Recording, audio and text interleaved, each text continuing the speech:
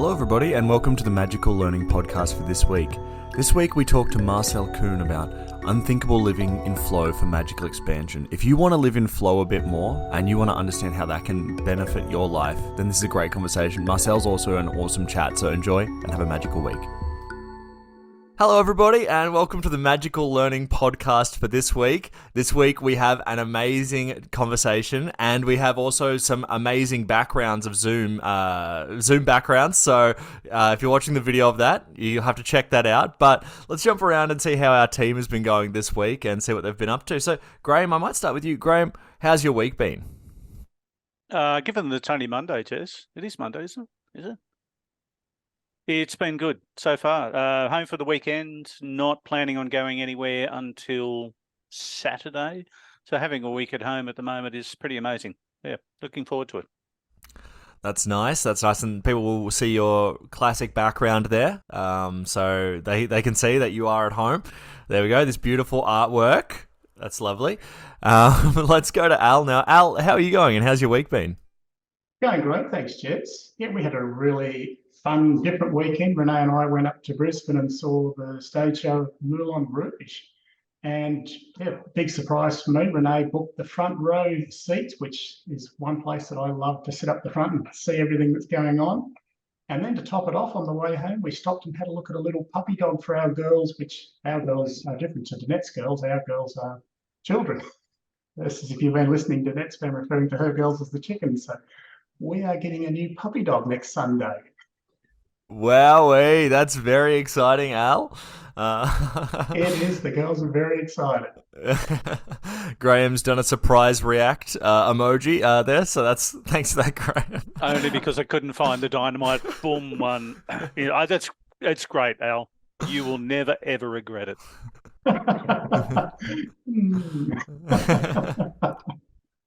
Well, that's awesome, Al, and we're excited to hear how that progresses. But that's great news, and it's a breaking news on the Magical Learning Podcast there. So that's very cool. It is. Thanks, Jez. No worries. Danette, how's your week been? Hey, Jez. Really good, and I'm excited to know, Al, what sort of puppy dog is it? This is why Graham did the emoji face too. It's a very cute puppy dog, and it's a dash hound. Oh, how gorgeous. So we will have to get some photos for social media because people will want to see what it looks like. Oh, Millie's even found one photo of a dash hound on front of the Nuifoil, which is what I'm learning to ride at the moment. But yeah, I don't know if my standards are up to having a little puppy dog on the front just yet.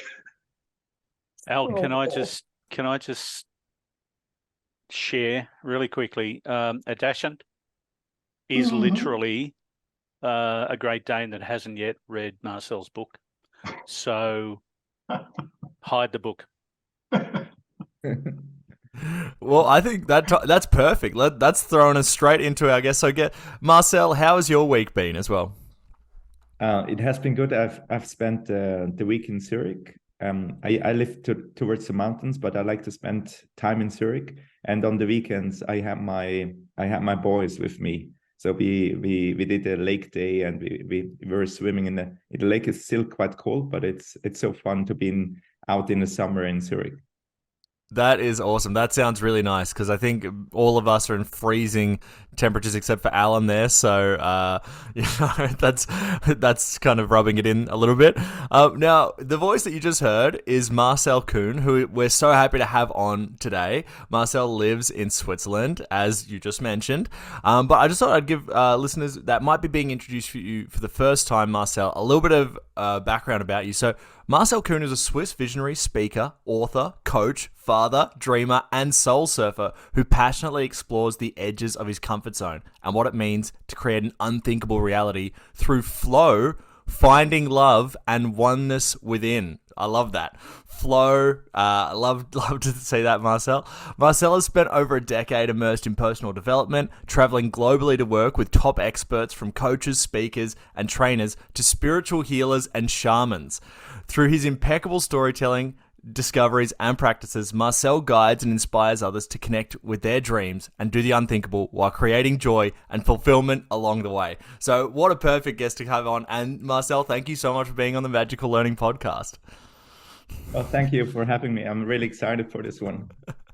We're so excited to have you. Now, you sent through a great topic, and I was just wondering if you could tell us a little bit about why you picked it. So the topic was Unthinkable, Living in Flow for Magical Expansion. So tell us a little bit about that.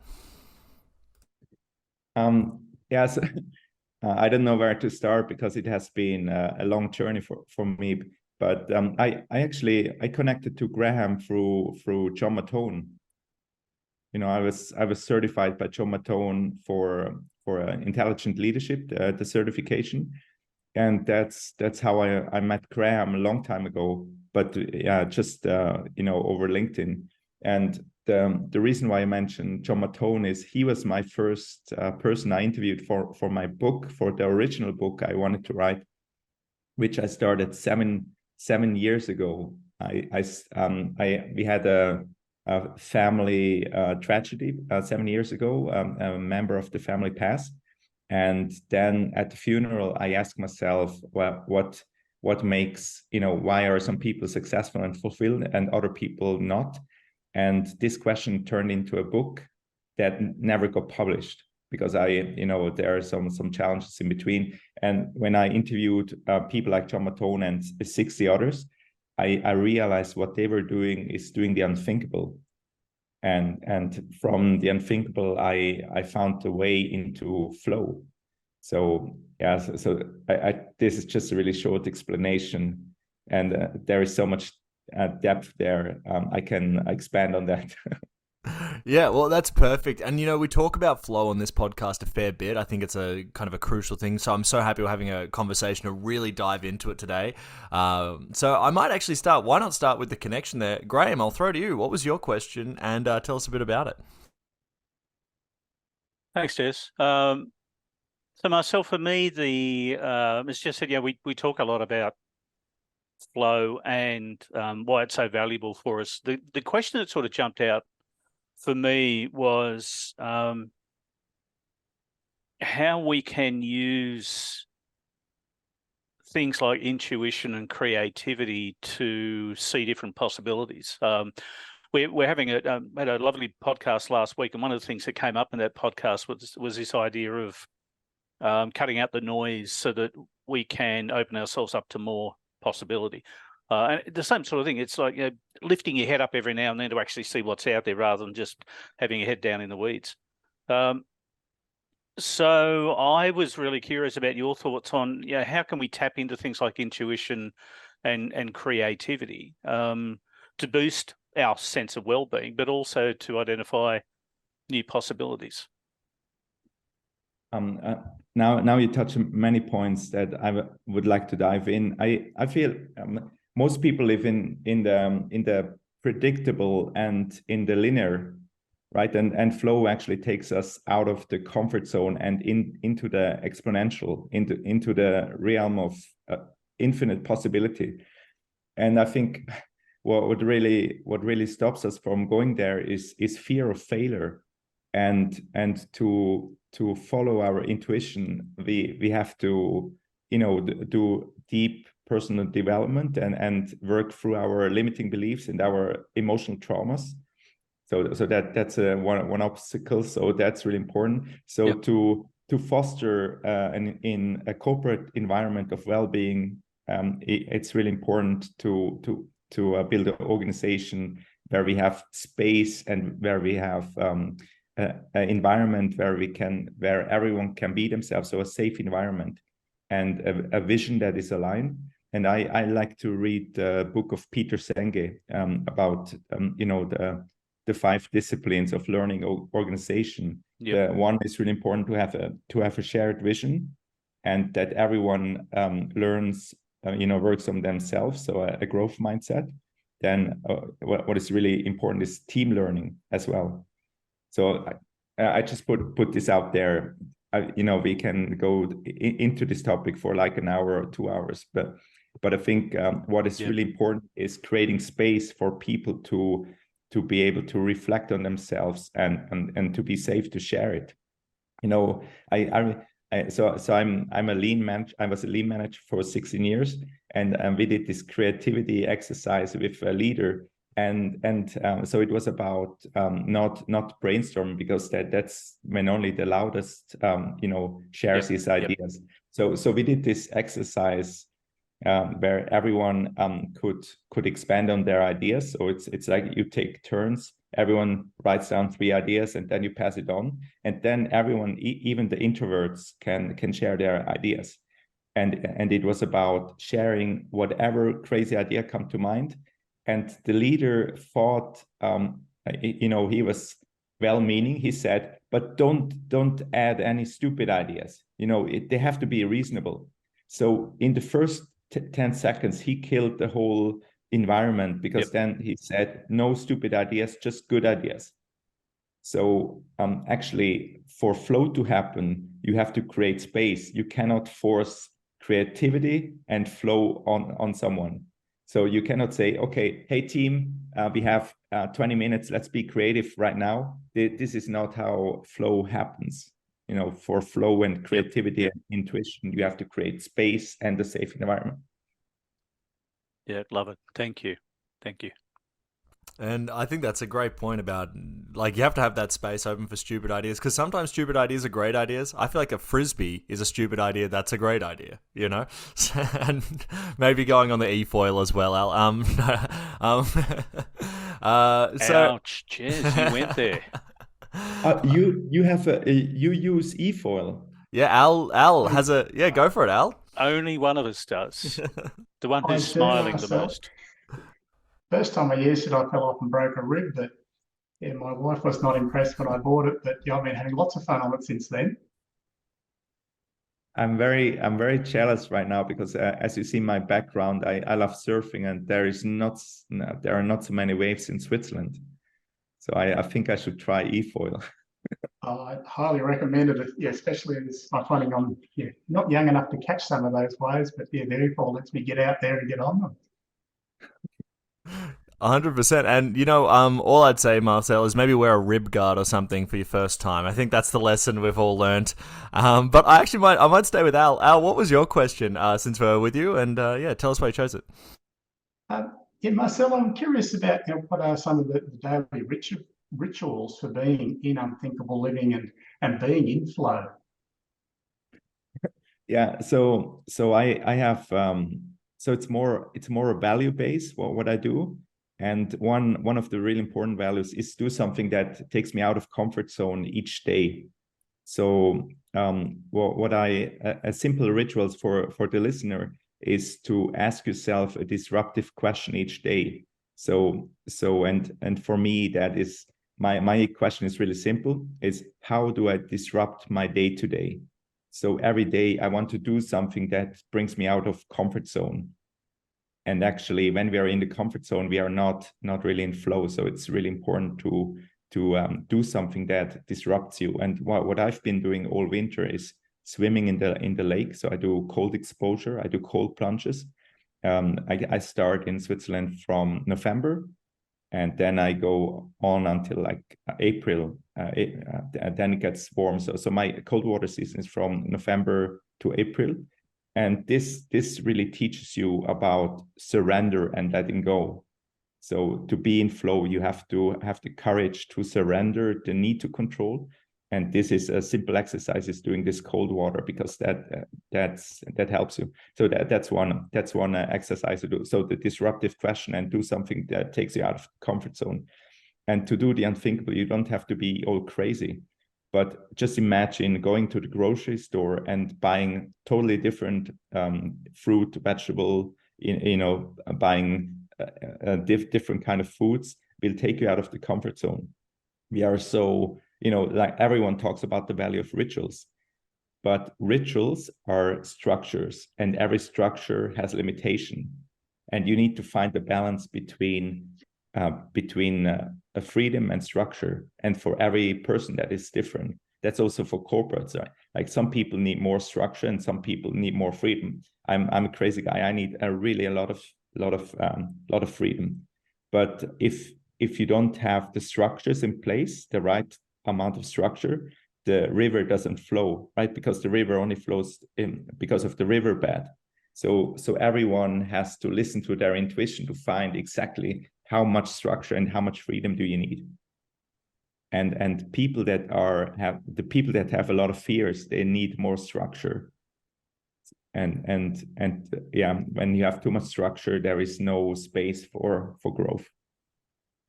Oh, thanks, Marcel. You've given me some incentive to go back to the ice bath. I've done it 3 times, and I was looking for a reason to go back for the 4th, and I think I've just found it.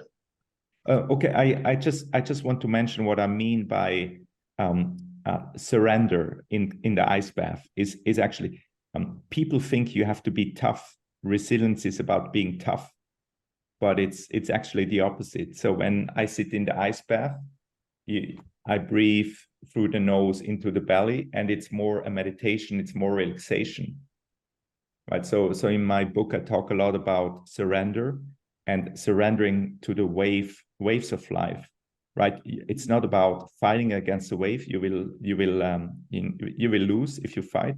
You will lose if you fight against the cold. But if you go in and be in peace of mind, and you become, like Bruce Lee says, become like water, be water, my friend. That's when you really surrender.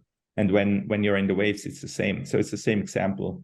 When a wave comes on you and you are tough, then you can break. But if you soften, if you let go, then the water carries you to the surface. So many times it's paradoxical. You have to do exactly the opposite of what you have been told all your life by your parents, by your bosses, by society. You have to do the opposite to be in flow, and integrate that in your daily practice. Oh, thanks for that, Marcel, because I can relate to trying to fight the cold. Like, fists were closed. I knew it wasn't helping, but it was so hard to let go of that. And like that idea of some deep breaths, because I imagine I wasn't taking any deep breaths either. Yeah, because when you're in fight or flight mode, you do shallow breathing, only not even further down than the chest, and this actually creates stress. But if you breathe deeply, then you become really present with the cold, and actually by having more oxygen in your body, your body is more alkaline, and so it becomes easier. Oh, thanks for that, Marcel. But I'm here for you if you want to reach out. I have done it for many years. I actually started as a child, and only since 7 years I know that they call it Wim Hof method, but I just know it as going to the cold water. Oh, thank you, because I can see I've spoken to other people about the benefits, but it's great I feel like I've got someone on my side. I'm on your team. That's it. I see it in the future, both of you e-foiling on a cold lake together. I can see it happening. In Zurich somewhere. Awesome. Well, I might throw to Danette now. Danette, what was your question? And I just have to let you know, Marcel, that those sort of waves are near where Al is. So you might actually want to come out to Australia. Just saying. Yeah. Yes. Although the water never really gets that cold. No, it doesn't up there. It's warm. No. He's got the beautiful waves. Anyway, my question is, your book emphasizes the importance of surrendering and letting go of control. So really interested in you discussing this concept and how it played out in your life, and also what can some of our listeners do to start applying it in their lives? So about my life, so I was in corporate for a long time, and I think that then we always feel that our job is safe, and we want to be in our job until we are in Switzerland 65 for men. And then I was a lean manager at Nestle, and I got the best qualifications. I don't know, like we had like 130% achievement of the goals, or 140%. So I did a great job. Everyone said that I was amazing, and then there was a joint venture with a different company, and then the new CEO didn't think that lean is necessary, lean management, because he said we are already lean, so we don't need a lean manager. So I got fired out of a job that they said I was doing an excellent job. So I was in a top corporate and an amazing company like Nestle, and I got fired from a job that they said I did a great job. So that's that's what I mean by it's only an illusion of control. And also with Switzerland, with the pension system, so that's an illusion of control. So I think what I've learned is with flow, it's or doing the unthinkable, it's how you react to those changing situations, because the only constant is the change. So letting go and being judgment free and surrender, it's really important, with personal tragedies, with changing jobs. And I think that's really great to I think what helps you is working on your limiting beliefs and working on your emotional traumas, and really practice letting go quickly. And that means every day. And I just have this really cool example yesterday, because my sons listen to me sometimes. They are young, they are 6, 8, 10. But my oldest one told me yesterday, I was a little bit upset about something that he said. And he says, "Hey, Dad, let go. It's 30 seconds in the past." So I think it's really important to let go of events and experiences and of judgment of other people, because the river doesn't hold on. If there is a rock in the way, it just goes around over it, or left or right. So the river doesn't hold on. And now another example, the zebra that gets chased by a lion, or the gazelle that gets chased by a lion, it will when it escapes, it will just let go, and the animals do it by getting out, by shaking. That's how the stuck energy gets out. But people like us humans, they can hold on to things. They get divorced. Like I went through divorce just now. And if you choose to, you can stay stuck with this trauma for the rest of your life. And you can always be the sad guy that says, yeah, life is going great until that moment. And from then on, the next 40 years, it's we're stuck with this trauma. So that's what I say about letting go of personal trauma. Everyone has trauma, so just let it go. And I practice that every day. Let it go and be present. And a ritual that I do is, think about things that I'm grateful for. This actually is you cannot be grateful and scared at the same time. Yeah. Thank you. Great answer. Sorry, I think I'm not really direct. There is so much that's in my mind. It's I love the animal bit, and you're totally right. They just let it go. Whereas if we're not conscious and not present, we can drag that around. I had a friend of mine describe it as they had a 36-foot truck dragging behind them of all the stuff they hadn't let go of. Yeah. And it's like, why would you carry that around if it's, as your son said, that was 30 seconds ago. Yeah. And imagine a 12-step program with the zebras and gazelles. Hey, I'm Bob, I'm a gazelle, and I'm so traumatized by this lion. I'm so sad. And it doesn't happen, right? They just move on. Yeah, great example. Is it worth channeling Ted Lasso at this point? Just be a goldfish. I think so. I think it's the same sort of principle, Marcel, but I love the idea. Yeah, awesome. Thank you. Marcel, I actually wanted to one thing that has come up while you've been talking you were talking about a paradox before, and there's one that's interesting to me, and I was just wondering if I could get your thoughts on it, which was one of the things you're talking about getting into flow was getting out of your comfort zone, which I definitely agree. It's always nice. But then you're also saying in a workplace, you have to create a space that's comfortable to sort of expand as well. is there a sort of like middle ground of getting out of your comfort zone, but also having a level of comfort to do so?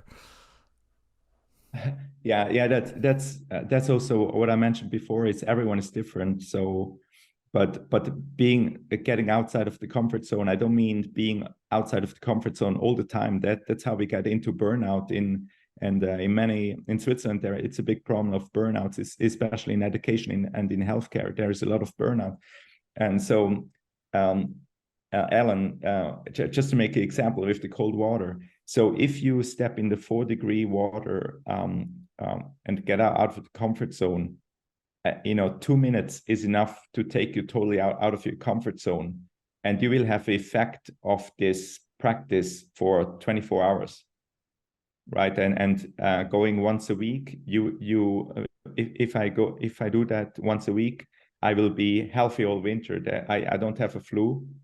And so me getting outside of the comfort zone doesn't mean that you stay outside of the comfort zone all the time. That would put you into stress and burnout. So I think it's really important to be safe at home.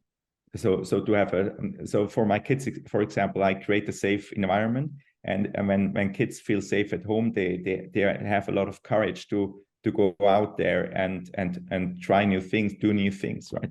So I think maybe it sounds paradoxical, but you need a home where you feel safe, and to go out there and be able to do this.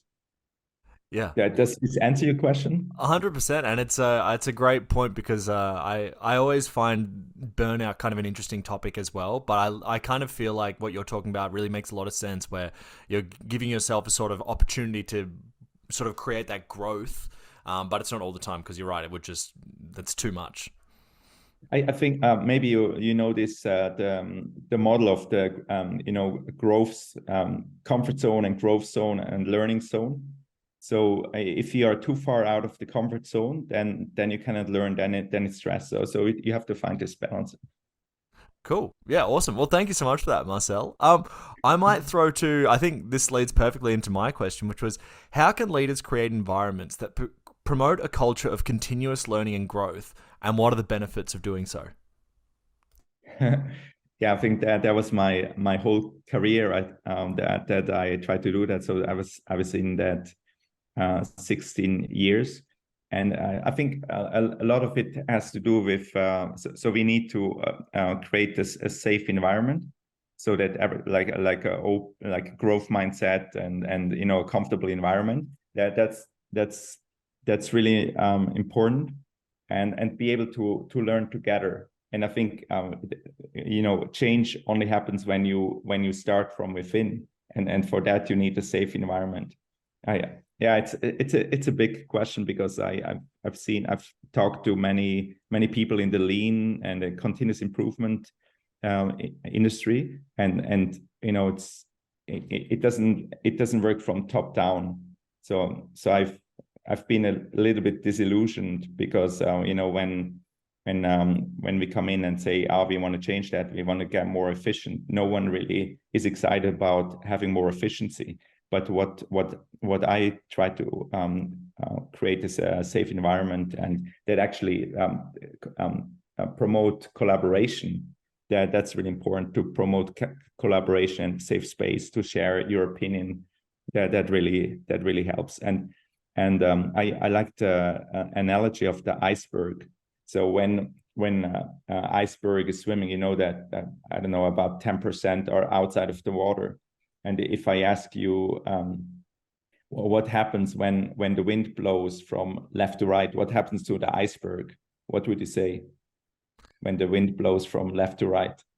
I guess it would probably maybe move a little bit to the right. I'm not sure. Yeah, it would move a little bit. And what happens if there is a current that moves from right to left? It would suck it left. Yeah. So and for me, the bit above the water is the mind, and the logical mind, and the whole body of the iceberg below the water surface is the emotions. So if a leader comes in and says, hey, let's get 2% more efficient next year, then no one is really excited, because they won't get a better salary, they won't get a better fulfillment, a better life, you won't get any more engagement. But if you reach the heart of the people, and that's what my book is a lot about, it's not about the hard work, it's about the heart work. So getting unstuck from your mind and going actually into the heart, and that's how you move people, and then you have a current, and you have much more effect on everyone. So it's you can have the most efficient processes all you want, but if the team doesn't collaborate well together, then the process has no effect, and there will be workaround, and like cheating, and there will be jealousy and all that, and entitlement. So yeah, so it's really talk to the heart, and that's where I talk about flow, as I came up with this acronym: find love and oneness within. Right? If you, as a leader, if you don't love yourself, you cannot love anyone else. So, and if you don't love yourself, you cannot create this loving environment that is so necessary for us to do the greatest work and to feel our full potential. Amen. That's well, what a great way to put it, and what a great way to look at it as well. I'm definitely going to use that iceberg metaphor. It's because it makes so much sense. The moment you said it, it sparked a lot of different ideas in my mind. So I think that's really good. I kind of think also it leads kind of nicely into Kanika's question. So I might throw to that one, which is, how can we leverage the power of intuition and creativity to unlock new possibilities and well-being in our workplace? Yeah, so I think intuition is the really almost silent voice, right? So if there is so much stress around in the work environment, we don't hear the intuition, and if we are in fight or flight mode, we cannot listen to our intuition. So as long as there is fight or flight, creativity won't happen, right? Because we are in survival mode, and yeah. So I think it's best. I say it again. Maybe it's the same answer, but create a safe environment, and really allow give space to the people, because flow and creativity doesn't happen when you're stressed. So you have to create space, and I say this a lot. Magic happens in the spaces in between. Right, when you don't force outcomes. Yeah, so this is really important. Creating space, and you see it with yourself. I don't know, maybe if you're like me, I get the best ideas when I go for my lunch run, or when I go surfing. I sit in the water, and maybe Alan, you can agree with that too. When you sit in the water and you wait for the waves, it's like it just comes to you, so many great ideas. So I like to have, in my wetsuit, I like to have a notepad, to write down, because when we don't force ourselves, then you're open to receive, and that's what it means to listen to our intuition. It's not coming from inside, but it's coming like from outside.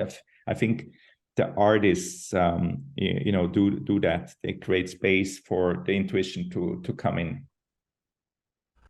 Yeah, and that makes total sense, because a lot of the good ideas I have is when I'm, doing the dishes or something, where I'm just, not really thinking, I'm just kind of, washing up or something. So that totally makes sense. Because when you do the dishes, you keep your logical mind is busy with doing the stuff, right?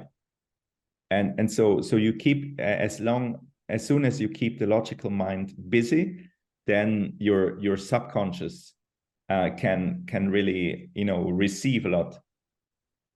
Yeah. So to access the full potential of the subconscious mind. That's great. Yeah, I'll do more dishes maybe. Or what's also cool is like taking a shower. Usually that's when I have great ideas too. 100%. Or it's when I sing really badly. That's the other thing that that happens. Awesome. I might throw to John's question, which is, what are some common obstacles that prevent us from doing the unthinkable, and how can we overcome these barriers to achieve our full potential? the main one is the main one is fear of failure. That's the main obstacles, and that happens in organization, but also in our private lives.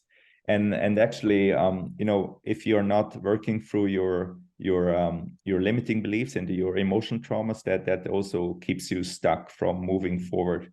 And that comes back to letting go when there are so many fears and so many limiting beliefs about yourself, then you cannot move forward. And the limiting beliefs are in the subconscious, right? So we are imprinted with our limiting beliefs between the age of 0 and 7.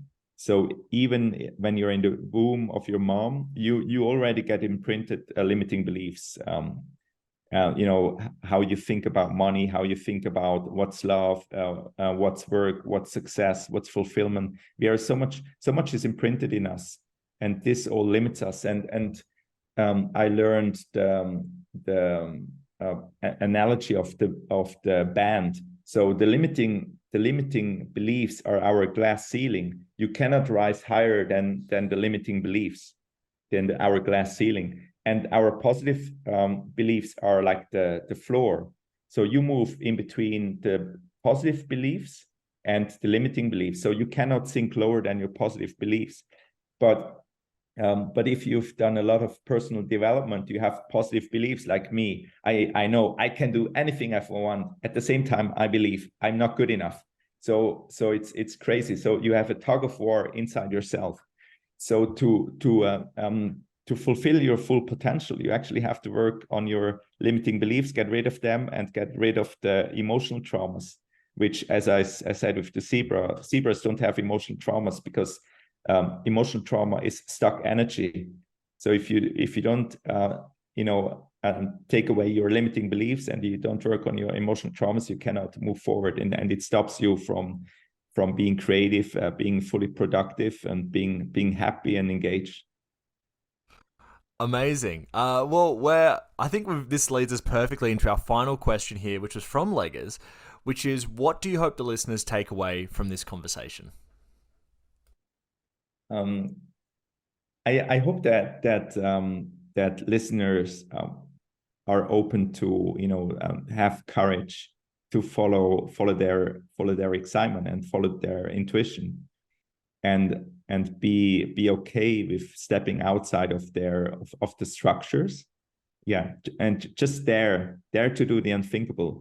And the unthinkable for me is not about thinking, it's unthinkable. So it's the unthinkable is something that you cannot think of, so you have to get out of your mind and drop into your heart, and actually really what I said, like find love and oneness within. So really be in tune with yourself, with your heart, and actually the exponential happens in the heart space, and our mind is very linear and very predictable. So dare to do the unthinkable, dare to step outside of the comfort zone, and create space in your private life, to listen to your intuition. Because if you plan everything all day long, you plan the whole week, you don't have time to follow your intuition. Yeah, great point, and that's a great takeaway as well. Now, I'm just going to grab some final thoughts from our team. So I might start with you, Danette. Any final thought on today's conversation and the concept of unthinkable living in flow for magical expansion? What an awesome conversation. Loved it. And I really loved that idea of asking myself every day, what's something that I can do to disrupt today. It's a really nice tactical thing. And I was thinking about also your discussion about efficient versus creating something that is really impactful. And efficient is often fear-based.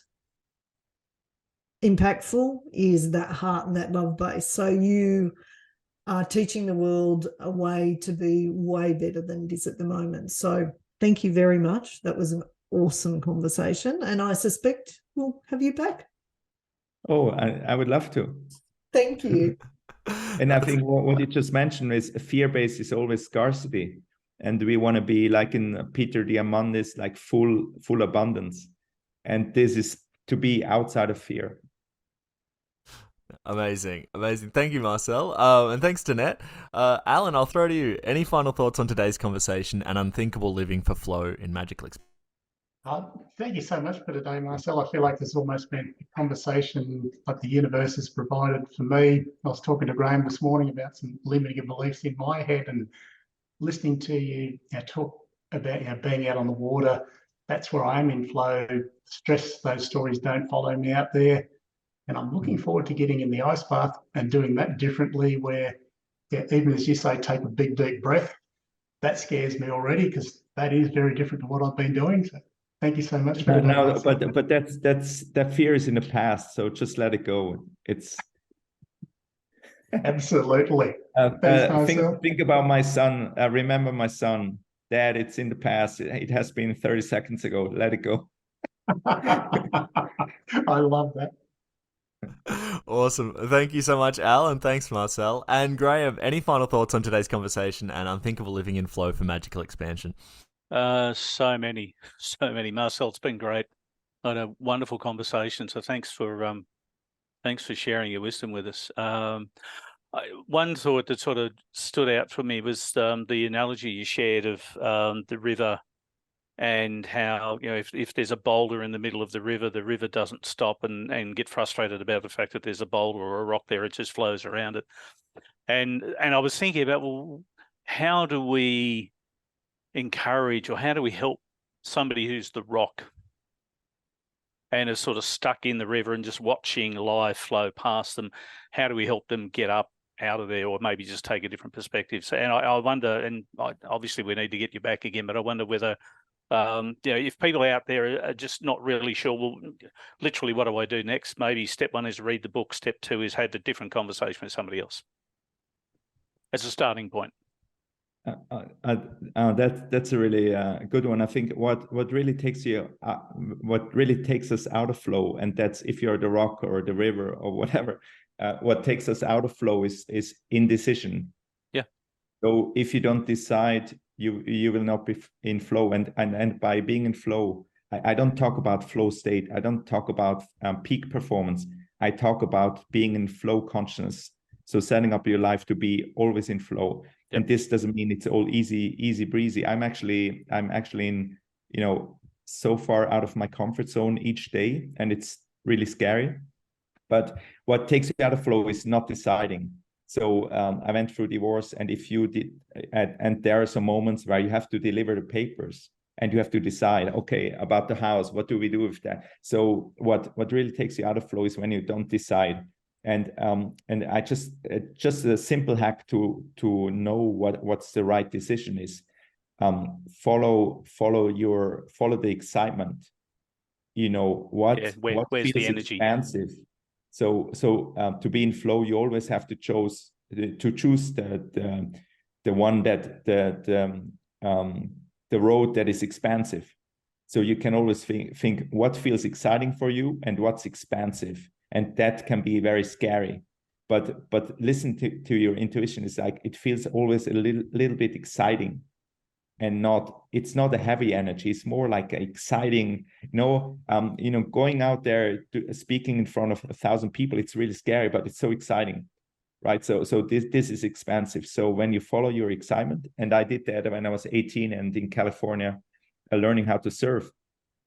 I follow my excitement, and now I use it in my work as a metaphor. So I'm not a professional surfer, but I use surfing as my metaphor. And so it has, from just being a hobby, it has become, my profession. And following your excitement is never happenstance. It's always connected to your soul, to your purpose, to your heart. So follow your excitement, and then you know what's the next step. Love it. Thanks, Marcel. Thank you. And thank you, Graham. Great. Thanks to everybody on the team. Loved having that. Marcel, do you have any final thoughts on today's conversation and unthinkable living in flow for magical expansion? Yeah, I think what's most important is to love yourself, and that's maybe for some people it's a little woo, but I think if we don't love ourselves and don't take daily time for self-care, we don't have the basis for self-confidence and self-belief, because the self-love is the basis for the relationship with ourselves. And when we love ourselves, we can love other people, and that creates a safe environments and judgment-free environments. And when you have kids, you see, like, when you create a loving environment, they can be the heroes and be in the world. But if they are not sure about their parents or about if they are safe, they have, they get homesick and they are scared. So I think it's important to create this, first the relationship with yourself, and then create really amazing relationship with other people.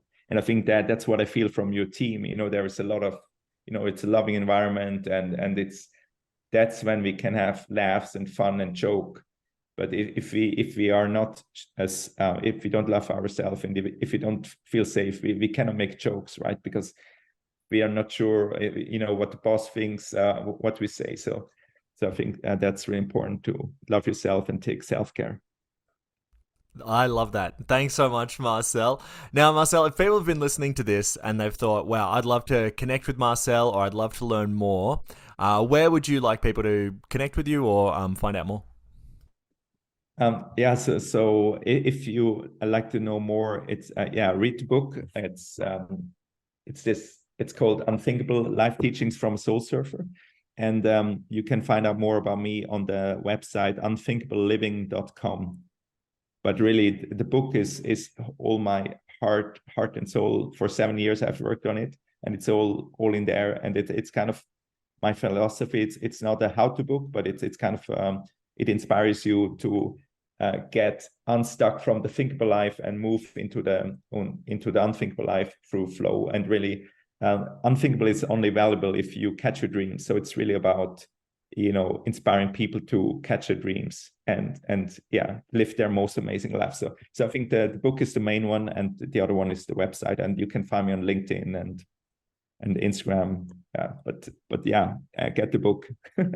Fantastic. And there'll be a link to that in the podcast description, so you can click on that right now and go check it out. I definitely will be. Marcel, thank you so much for being on. To our regular team, thank you so much for being on. And to all our listeners, have a magical week. Thanks, Thank you so Marcel. much. Thanks, everyone.